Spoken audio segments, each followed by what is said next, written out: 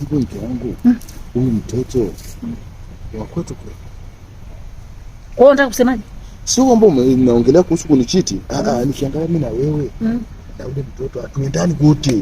Yaani hata hapa sijaona hapa mtaa mzima mtu anaenda naye.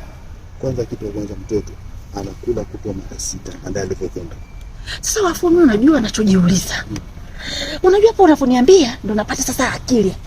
Hivi mtoto unajua nikiangalia kwenye ukoo wetu sioni, na kwenye ukoo wenu unajua nipeleka mpaka kwenye mpaka katapelea makaburi nini. Au tako tulibadilisha hospitali. Mimi unajua siku naenda hospitali. Nilikuwa nimechanja nimelewa. Kwa hiyo nilikuwa sielewi, naona tu manesi wanapita pita hivi. Sasa naweza kutoa tulibadilishwa mtoto. Wewe unakumbuka? Maana kesho unajua ile unachukua mtoto tu anapeleka sehemu kwanza hivi. Tako tumebadilishwa ndio maana hata nikikonda mtoto au amekula mfuko huyu mtoto. Kwa hiyo mlikuwa mnanisema au?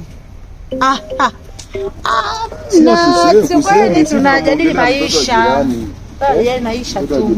Sasa wewe mlikuwa mnasema mtoto wetu.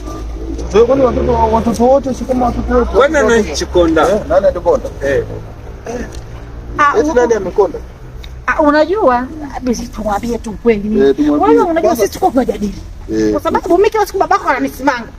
Kuhusu sasa tuko tunajadili hapa. Au nilibadilisha hospitali? Ndio tuko tunajadili. Hapo mimi mwenyewe naohisi nyinyi sio wazazi wangu. Maana nyinyi mnavyonilea kweli sisi sio wazazi wake, kwa sababu sikana TV hadi chupa za soda. Sasa kingua nyumbani kwako angeiba aka. Wewe tama aka.